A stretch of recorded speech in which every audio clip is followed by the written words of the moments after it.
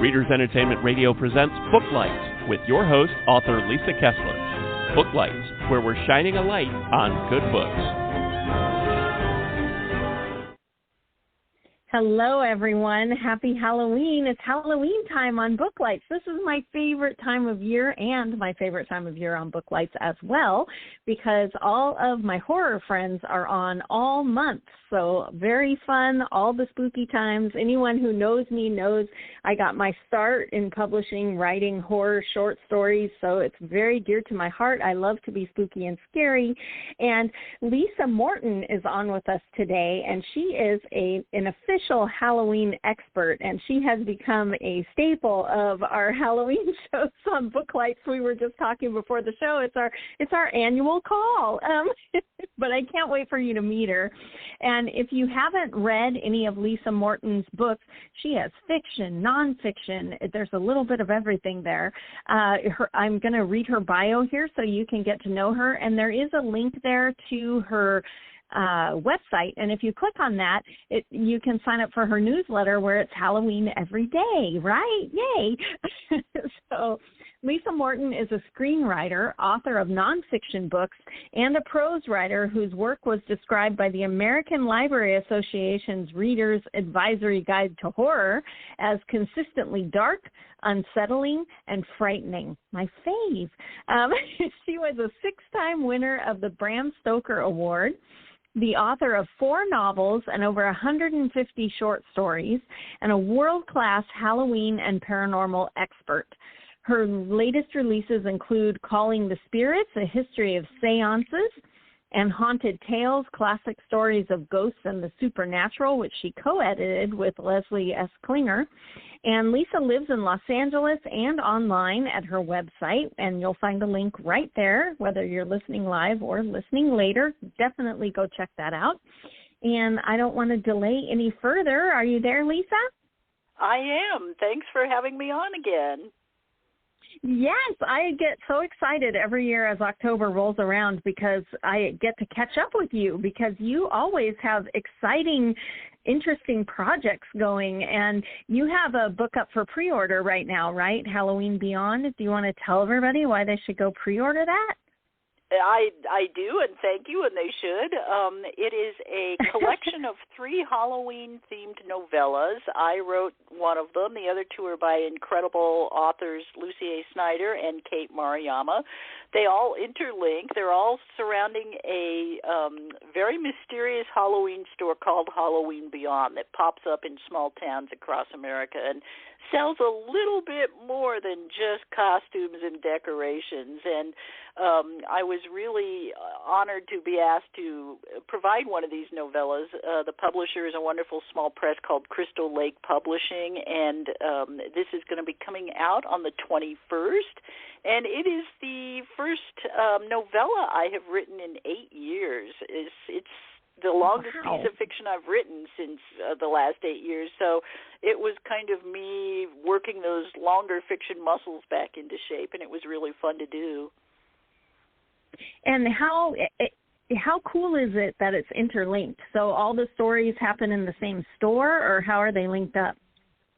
They happen in one of the branches of this chain store that pops up across. It's similar to Spirit Halloween, except our Halloween Beyond stores have actual magic happening in them. And yeah, we when we came together, the 3 of us, the publisher gave us the choice of either linking the novellas or just having each one be its own thing. And we chatted and said, "Oh no, let's link them up." So we had some Zoom calls and emails, and we talked about what we wanted to do, and then Kate and Lucy asked if I would write the first one, and then they would build from elements that I used. So they have really interesting links, and I've read all 3, obviously, and they're fantastic, and I can't wait to share these with people.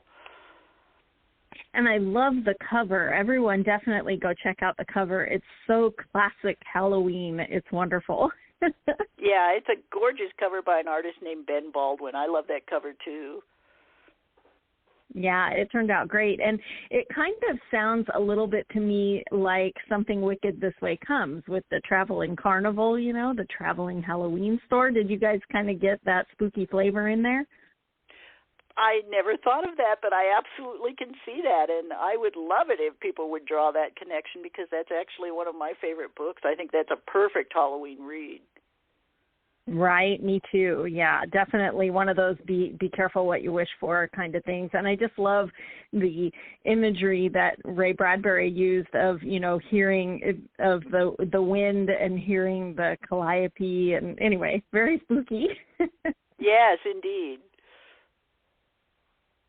So I wanted to ask you, too, because before the show started, we were talking about this other project that you have going that you can only just now talk about.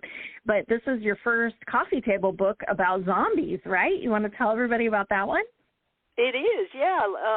At the beginning of the year, I signed a deal to do my first big illustrated coffee table art book, and this is kind of something I've wanted to do forever, so it was like a bucket list item for me, and to be asked to do this one was really thrilling. It is called The Art of the Zombie Movie. It will be out in fall of 2023 from Applause Books.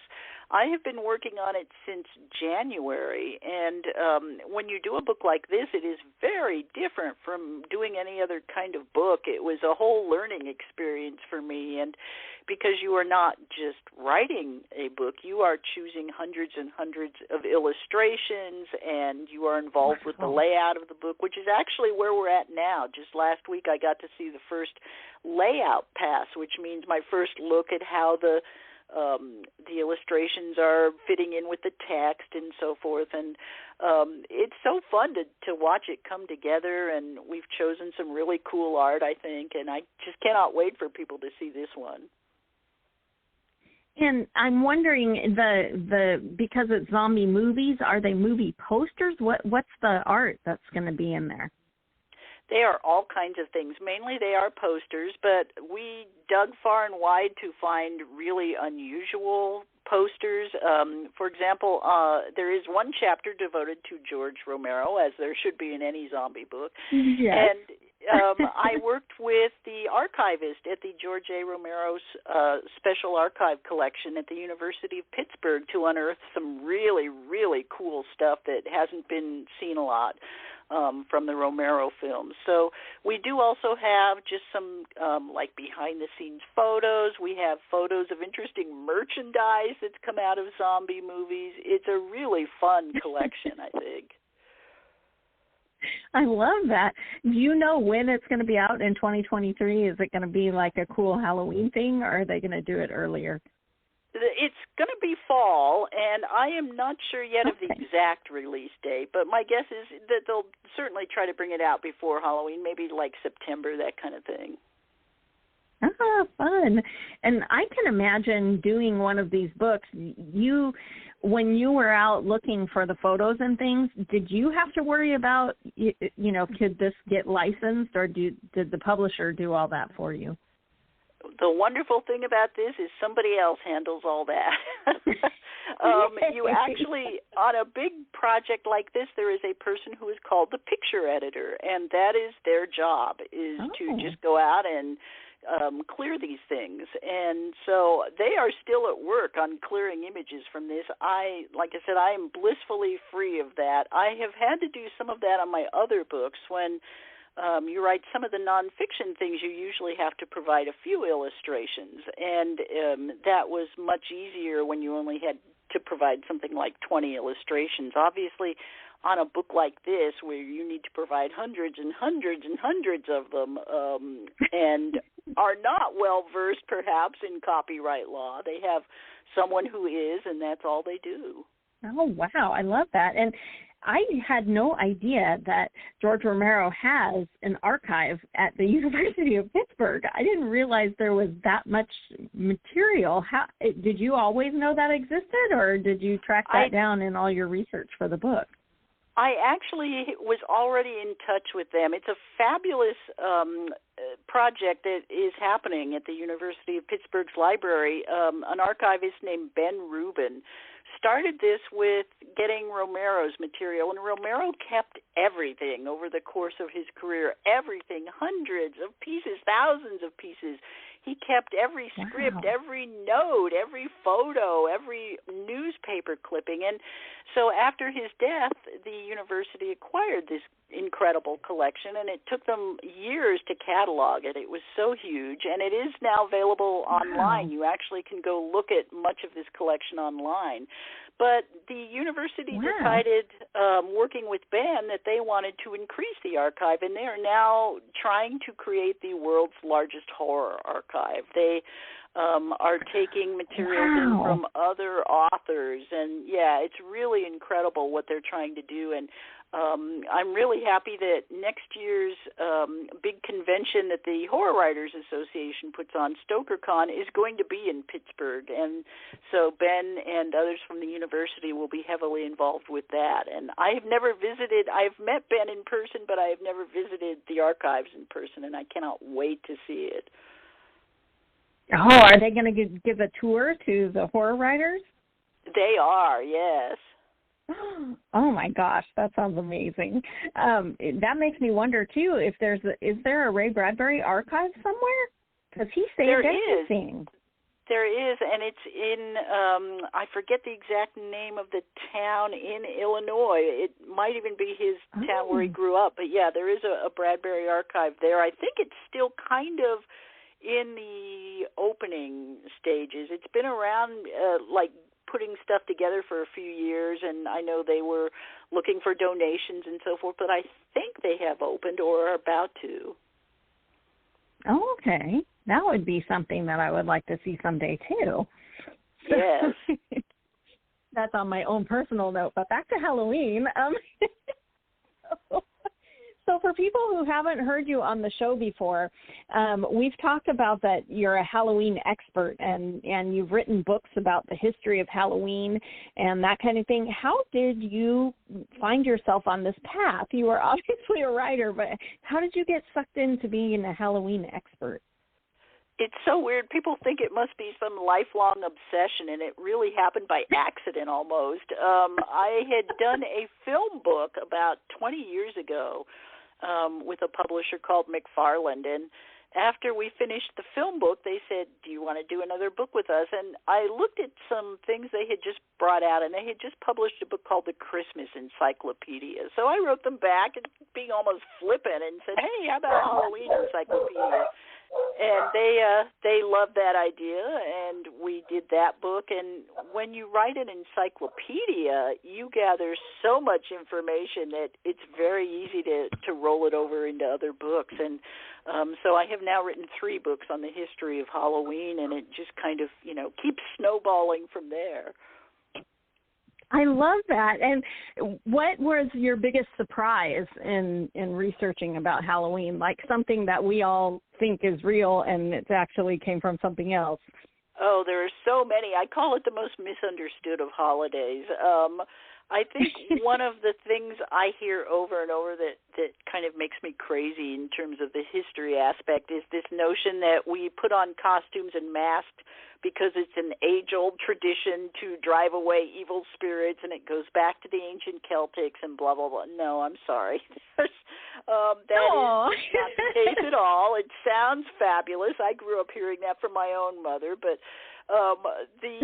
for example, trick-or-treat. People think that trick-or-treat is something that goes back centuries or even millennia. It's not. It's less than 100 years old. It is strictly American in origin. It came about as a way to buy off destructive pranksters because up until about the mid-30s, Halloween in America was all about kids playing pranks. And by 1933, the pranks had moved into the cities and become so destructive that a lot of cities were thinking about banning Halloween. And fortunately, some cooler heads prevailed, and they started putting out little guides. Many cities would put out these little pamphlets and guides for homeowners and would say, look, if you don't want the kids doing this, give them a party, give them costumes, give them treats. And that is where we get trick-or-treat from. And we don't actually see, trick-or-treat being mentioned in national media in the U.S. until 1939. There's a magazine article that comes out in 1939 in a magazine called The American Home, and it's really the first time we see a gigantic mention of trick or treat. The phrase being in conjunction with the kids in costumes, getting treats, not playing pranks. Right. So, yeah, and so trick or treat really is not that old, as much as we would love to say that it is. Right.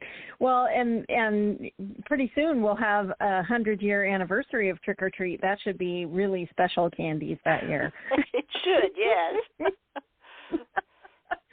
I love seeing the comedians who are like who do bits about Halloween, and they talk about how it's every kid's favorite holiday because someone explains it to you, and you just go to the door and they give you candy for free. What? So what is the best absolutely. holiday? Plus, you get to dress up on top of it, and it's like somebody is paying you to be something really fun. Right. Well, that was my next question for you. Is did you used to dress up when you were a kid? Do you have a favorite memory of a Halloween costume that was your best? Oh yeah, I loved dressing up. My whole family actually really loved Halloween. I was lucky in that my parents were very indulgent of their weird kid who loved horror and Halloween and so forth. And my dad was a hunter. He was really obsessed with hunting, which, is kind of gross, but whatever. And we always had weird stuff around the house like deer skins and so forth. And one year I wanted to be a cave woman. And as a kid I was obsessed with authenticity, which is weird again for a kid. But one year I wanted to be a cave woman, so my parents actually made me a real honest-to-goodness, like, deerskin outfit, and I had little deerskin booties, and I think I was about 6 when we did this. Yeah, and I remember the only part of it that disappointed me was that I wanted to be able to carry a big club, but I was, like, so small that I couldn't carry a huge honking piece of wood around. So my parents managed to find me a nice, simple little plastic club that I could actually heft, and that was probably my favorite costume. I think just because it was so fun to put together with my folks and everybody being involved with it. And I love that, and I always have good memories of that. Also, like my best Halloween costume, and it's so funny because I didn't think about it till you were just talking there. But I write a bunch of werewolf books. And that was my best costume. Nice. I've never connected the two. But we worked, my family had a weaving mill, and I told my mom one year that I wanted to be a werewolf, but I wanted real hairy skin. And my mom's like, okay. But we had this weaving mill, and so she was playing with some of the different yarns, and we had chenilles and wools, which are really fluffy. And so the lint that comes off of them is like this grayish-brown lint color. And my mom's like, So we got a flannel shirt and jeans and cut holes in them, and everywhere where my skin was exposed, we like double face taped on all of this lint. So it was like I had real fur all over me. I was so hot and itchy, but it was the best Halloween costume ever. On my great. Face, wow. Neck, everywhere. Yeah. So I was a really furry werewolf, but that's so funny that I write werewolves now. I never thought about it. But yeah, I think that was probably my best costume. But it's always fun when your whole family gets involved, and it's a group project. Those are the best Halloween costumes. They absolutely are. So I was going to ask, because I always do an annual Halloween movie countdown every year on social media, and it's been going on for, 7-8 years now. And so anyway, I'm always looking to add new things, and this year I added a few new things because there was lots of good horror out this year. But I thought, since you're an expert, you might have some amazing horror movies or TV that we should be watching. When it comes to like Halloween viewing, I'm a bit of a traditionalist. It's my time of year to just wallow in the Universal monster movies I grew up with.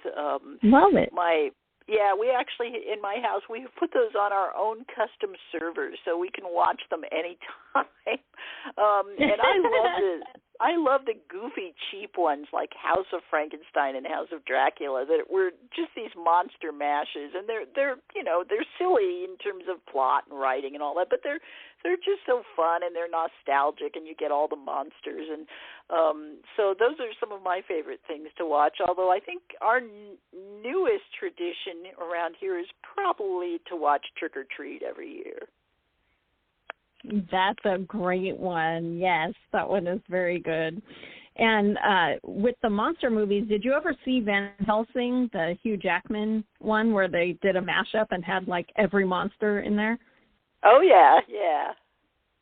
I love that one. That one's got good monster movie energy. And the original Fright Night, where they did the old school monster makeup. Did you see that one? That one is a classic that we watch every year around here when all the vampires get these giant mouths, and I'm like, oh, this was monster makeup, no CGI. Right, yeah, yeah.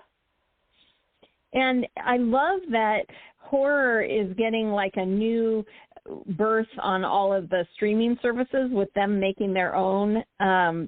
There was so much great content this year. I don't know if you saw Prey, but that's on Hulu, and it's a prequel to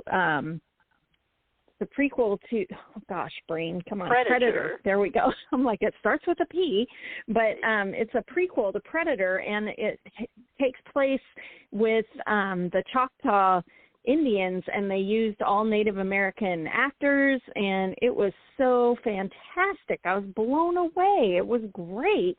And I haven't seen that yet. I want to, yeah.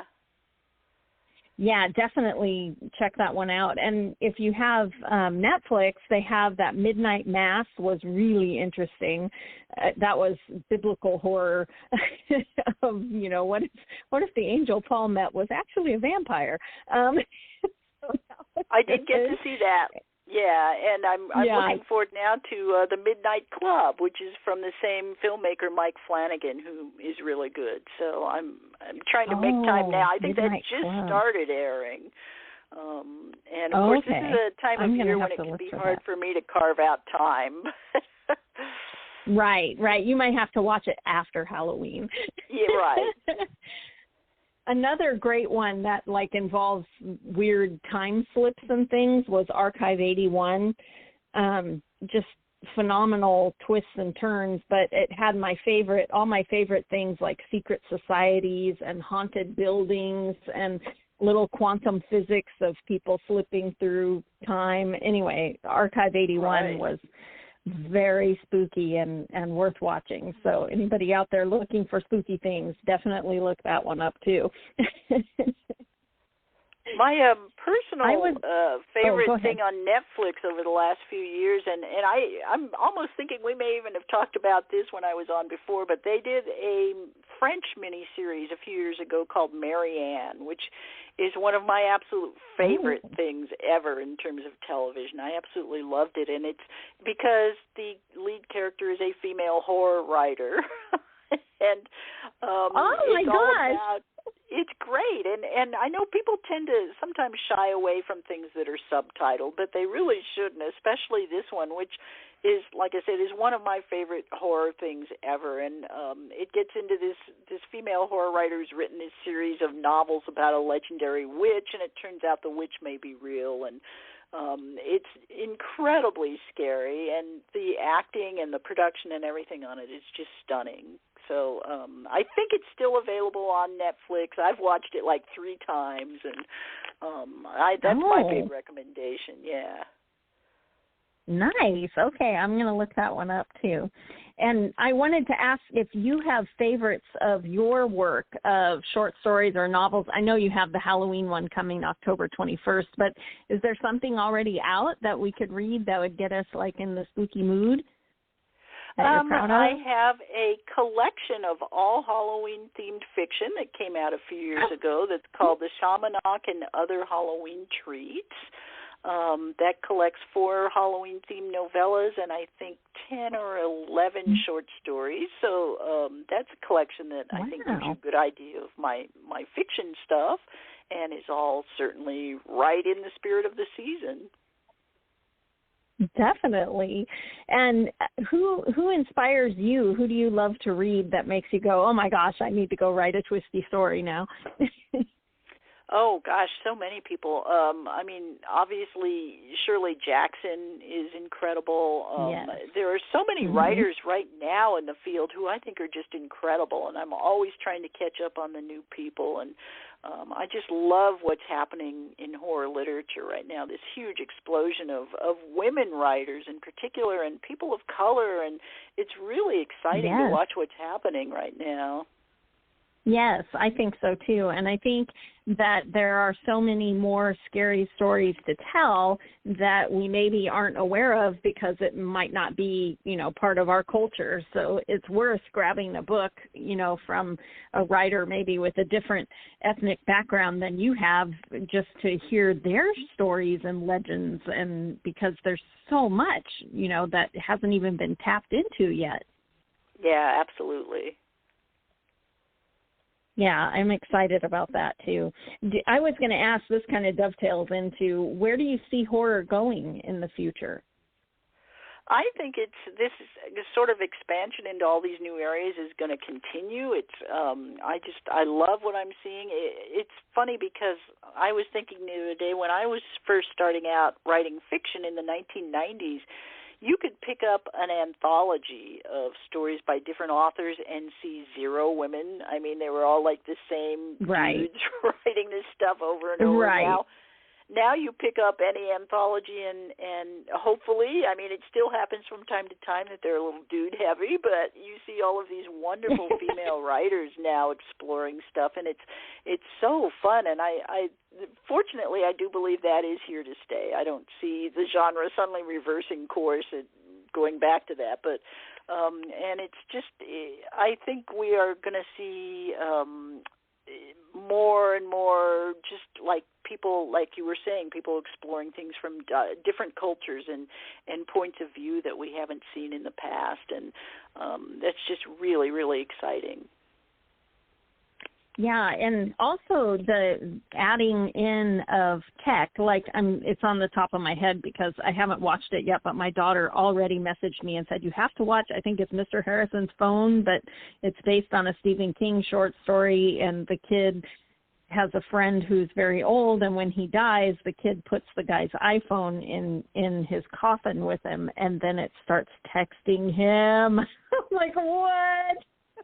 So, okay, yeah, I haven't seen that one yet either. But yeah, it looks very spooky. But I had once written a horror short story when cell phones had very first started. They were bricks. But in my story, people who lost someone would get a package with no return address, and it would have a phone in it. And when they turn it on, their loved one is calling them. But of course, it comes at a price and leads to bad things. But when I saw this one with the kid and the cell phone starts texting, I'm like, oh, I need to see it. But I know there's a lot of horror coming out too over messaging and catfishing, and there's so many cool ways horror writers are bringing technology into the scare. It doesn't have to be an old haunted house.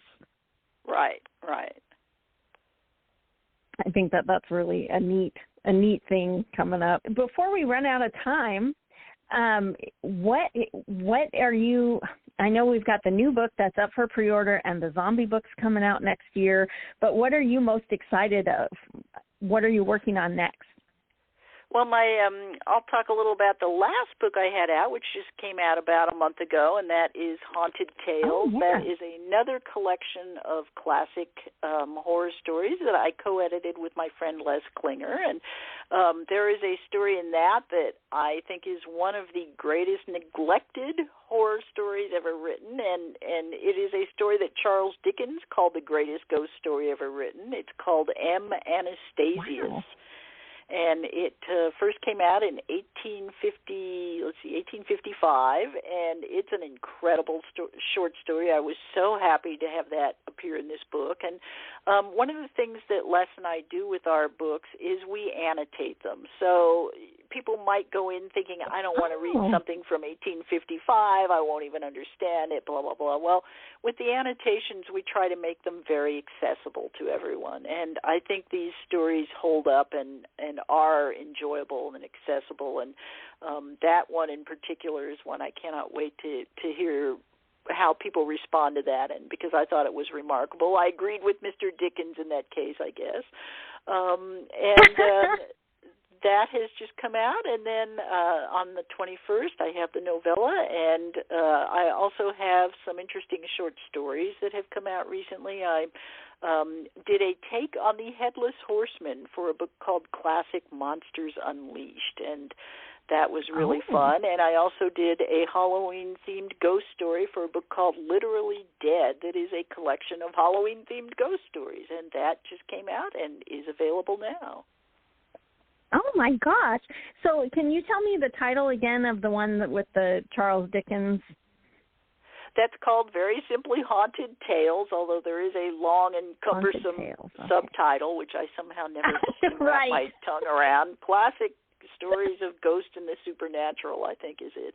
And that is out in hardback now. It should be out in paperback later this year, or next year rather. And then my seance book, Calling the Spirits, is about to come out in paperback for the first time. Oh, great. That one was a great book. Everyone should go check that out. And if you have been watching Life After Death, I think it's called, on Netflix, they have a whole section of that docuseries is on seances and mediums from old times. And anyway, it was fascinating. And if you are into that, you will love Lisa's book on the history of seances. So definitely check it out. Thanks so much for being with us. We could talk for hours about spooky things, but I really appreciate you giving us your time, and happy Halloween. Thanks, and same to you and everybody listening. Thank you. We'll talk to you next year, Lisa. Okay, great. Thanks a lot, Lisa. Thanks for joining us on Booklights. Bye-bye. Be sure to connect with us at www.readersentertainment.com for articles, blogs, videos, and podcasts that matter to readers.